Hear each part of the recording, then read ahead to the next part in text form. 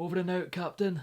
Over the note. Hello, what wonderful people. Connor Whitmore here again with another video for you on the Nawtystep channel, and it is time for another Extra Nawties monthly roundup. Yes, here we go, beginning of a new month, and as always, that can only mean one thing on the channel: quick EP album compilation reviews time, right here, right now, in this video, and today covering the whole of August, in alphabetical order by way of artist or record label name as we usually do. And they're all linked below. Every single project I talk about here today in this video is in the description linked, and we have the special mentions at the end, which I didn't find much to comment on myself, but which I still think you guys would enjoy, so please do go and check them out.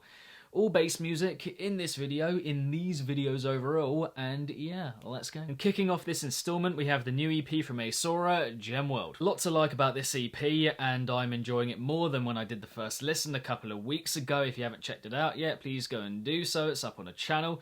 But yeah, overall, melodically, I think very good, and the introductions across the board are great. Nice bits of experimentation here and there as well, and his production, I think, overall, has come on a long way last kind of year or so, maybe year and a half. Conceptually, I think overall not particularly impressive. For me, most of the drops here, the drop ideas anyway, are pretty straightforward and without that much innovation going on beyond the odd spark here and there within each one. But yeah, overall a solid EP for sure, and again, as I said, working in a lot of ways, but just needs a little bit more to make it great and just kind of elevate it beyond being good, I would say. New compilation from Broken Vault Records, which is quite a long listen, 36 tracks here, so yeah, a bit bloated, and that does make it a bit of a slog and does dilute the quality of it just a little bit as well. But there is a lot of good here. I think in particular for me, the, would you call it, is it Yggdrasil? I'm not entirely sure how to say it, but yeah, Yggdrasil, Irie Arts and Fees collaboration, then the Subliminal as well. And then the Unison, which for me is exceptional and mile and away the best on the compilation. But I do love what BVR have been doing overall this year and beyond, you know, before that. I think I would just maybe like to see a couple more maybe thematically focused or, you know, with a particular style compilations and just a bit shorter, a bit more confined, a bit more concentrated, because yeah, this was quite a lot to get through, not gonna lie. But yeah, good stuff, BVR, keep it up. Next up, it's another EP of not being fully sold on Crankdat. A couple decent ideas here, some catchy vocals as well, and very colourful overall, which isn't easy to do, and he does it very well. But then we have other ideas here that are a bit meh feeling, and the way most of the drops are made just has a bit of a rough around the edges feel. Not quite got that sheen and gloss on it overall, pretty much, with most of the heaviness for me anyway. But yeah, there is a lot of good, as I said, which I touched on, but it does fall short for me in important ways. Another good full flex audio EP here from Damnasi, which is, yeah, very well made, excitement to the ideas, and a few of which for me are just a bit too out of left field, and there's quite a lot going on, can be quite difficult to get into, but others are very on point, and in particular for me, Balkan, which just has to be one of the most captivating tracks I heard in the whole of last month, which is not saying nothing. Well, in fact, it's saying something. So, yeah, good stuff from Damnasi. New EP from DDD showcases all the sides of his music, I would have to say. For me anyway, you get Lightning Drive, which is super clean, punchy, energetic, radiant. Then you get Shadow Tech, which is a bit more rough, a bit mindless, a bit overblown.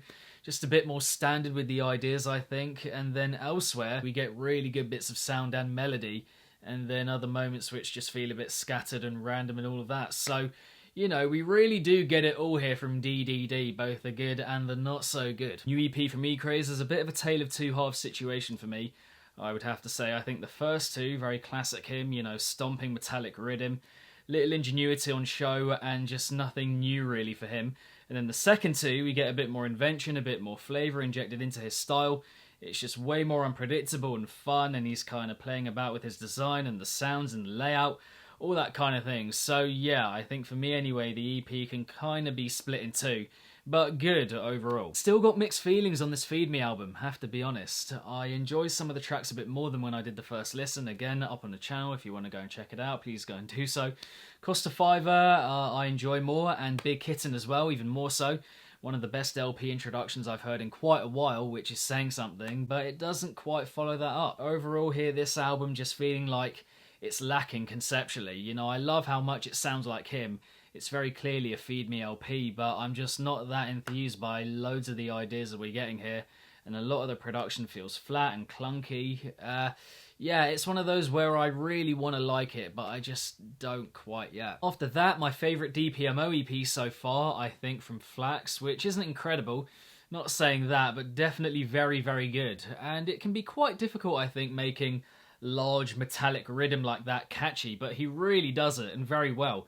And over the stretch of the whole thing, you know, a lot of memorable material here, whether it's a drop idea or a melody or a particular sound being repeated over a given track, whatever, and it's very well produced and arranged and all of that. It's just, yeah, a lot of good here. Not gonna lie, pretty much all of these from this new Full Flex Audio compilation are exceptional in some way, whether it's production or the sounds used or the ambition of the ideas. Just the standard here is mad for a so-called underground label. Like, do you know what I mean? Like, at what point does Full Flex Audio stop being underground or stop being renowned as that? You know, a couple of duds here and there, but the vast majority for me do really hit the mark in some way or another. And I even feel a bit weird giving favourites because so many of them I enjoy quite a lot. But I would have to say the Kada Fox and LM are my ultimate picks at the moment. But yeah, overall, very good compilation and just excelling in a multitude of ways. Yeah. Now this right here is a mad EP from Guilt Chip and a massive recommend from your boy for this month. Everything that you can imagine that's high octane, mind-melting, futuristic, dystopian kind of just lobbed together, and a big range of styles tackled as well here, from dubstep to trap to D&B.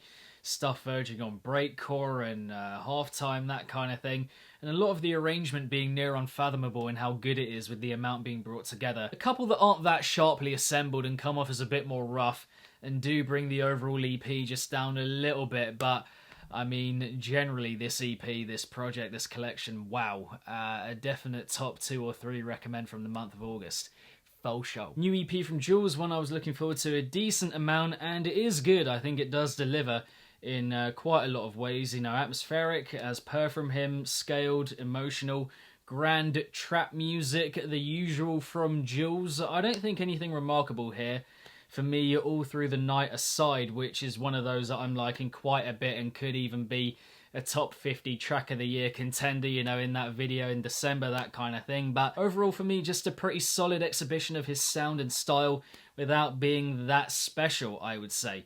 But yeah, got a definite class to it and definitely worth your time if you haven't checked it out yet.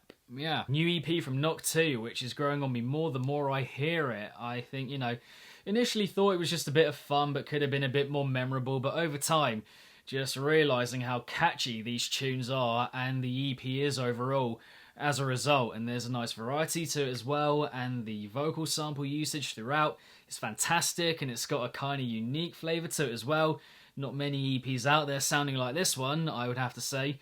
And yeah, it's just really well done for the most part, and he's got that high standard that is just being kept up here with this EP, this project, this collection.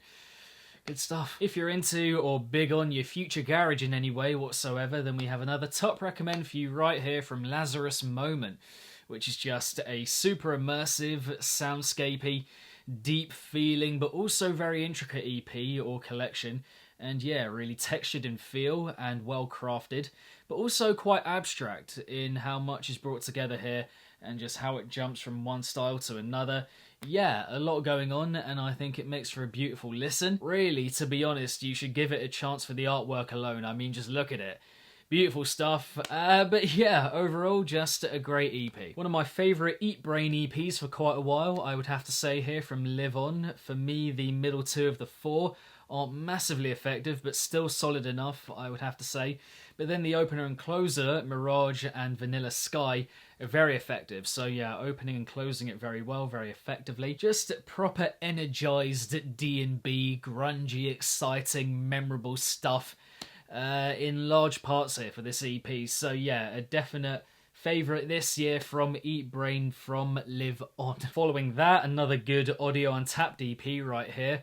And for me, they've really picked up with these this year. It could just be me, but from what I remember, these ones just, well, the recent ones just sound way better, way more effective than the ones we've got before in previous years and whatnot. But yeah, anyway, This one right here, really enjoying the LAZARUS and Digital Reject in particular, and the Corva as well. Yeah, overall just stylistically very diverse once again, like the ones that have come just before it, and yeah, just a nice little collection once again right here from Audio. Moving on from there, probably my favourite Ray Volpe EP from the past couple of years, I have to say it. Just gonna put it out there, gotta say it.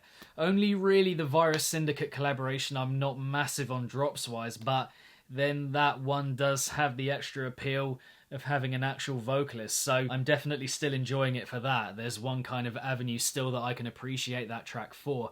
The others for me are just super exciting, and they're clearly him, and there's variety there as well. The production's good, it's quite thrilling in feel once again from him, well put together, great ideas on show. I mean, yeah, it's solid. It's a good EP. Nice to see Rohan's Bleach getting a remix package, and yeah, it's decent. I'm liking the range of genres here on display, and the production across the board, pretty excellent. My favourite would have to be the Bunshin, but liking the Matzo and Pocket as well quite a bit. Far from star-studded, I would have to say. Quite a few duds here as well, but a lot of quality for sure as well to go with that. So yeah, again, decent. New Rushdown compilation, which I think similar to other New Colours compilations we've got so far, in my opinion anyway, production-wise, sound design-wise, arrangement-wise, undeniable, massive talent here, you know, that's very clear across the whole thing. I'm just not sure whether that many of them are particularly memorable when it comes to the drops, the concepts, melodically, all that kind of thing, which does come with practice to be fair, and releasing more and more as you go on. All these guys right here on this compilation are kind of starting out, so understandable, because that is in a way the hardest part, making your music memorable. But a lot of them do just need that added bit of flair to elevate them beyond being just fine and just good, I would have to say. The Aleps and Mr. Cool Tricks come closest for me. And again, overall, the production standard, it is great. I do want to make that clear, but you know, when you're putting the food together, you gotta add the spice and the flavour to make it zip and zap, is basically what I'm saying. This new Snails EP, I mean, extremely meh, nothing new here for him, very plain. 3 tracks, right, with one in the middle called Peace, Slugs and Rock and Roll. Yep, you heard that right. There isn't even a minute and a half long. That damp squib of a cut pretty much sums up the whole thing, if I'm being honest. And ultimately, another top 2 or 3 recommend from last month from your boy. A very good album here from TRAKA. Half-time, down-tempo kind of stuff, and all the variants that come with that. And yeah, just grungy, earthy, primal, tribal kind of feel to it. There are more chilled moments in here as well, but mostly just very thick, weighty beats, and the production's class. Not front to back bangers, I wouldn't say, you know, nothing like that, but some very good ideas and sounds in there, and some very good tracks overall. Must listen if you haven't heard it yet. Imagine quite a few of you haven't, so yeah, please do check it out. And finally, this new LP from the Upbeats, and yeah, a lot to enjoy here with this album, I think, in my opinion. The production level throughout, the experimentation with style over the whole thing in quite drastic ways, I would say, and exceptional tracks as well on the LP, like Realm or Bosscore or Watch Me, for example, just to give a few. The artwork as well, I don't think we can go without mentioning. Just beautiful. Again, the style, the colouring, all of that. Just not many tracks here that I love and am kind of aching to go back to, I would have to say. And that makes it a little bit of a slog aside from the good stuff that I just mentioned. So, you know, only heard it twice, so I might end up enjoying it more as I hear it again and again over time for the rest of this year. But yeah, for now, just alright. But there we have it, the August 2021 edition of the Extra Nawties monthly roundup. Thank you very much for watching, and I hope you enjoyed the video. But now, special mentions, here we go. Gonna put them up on the screen here for you all to see right here, right now. Yep, and if you want to take a screenshot, pause the video, whatever you want to do, just to note these down, I'm going to leave it up on the screen for a couple of seconds more just for all of you. But with regards to what I reviewed in this video, which ones did you enjoy, which others not so much? Are there any that I missed out? Let me know with your thoughts, your views, your opinions in the comments section down below. Beyond that, keep it naughty. If it's naughty, then you know, and I shall see all of you legends in the next one. Announcement coming up tomorrow across social media, so please do look out for that for when it drops. But yeah, peace.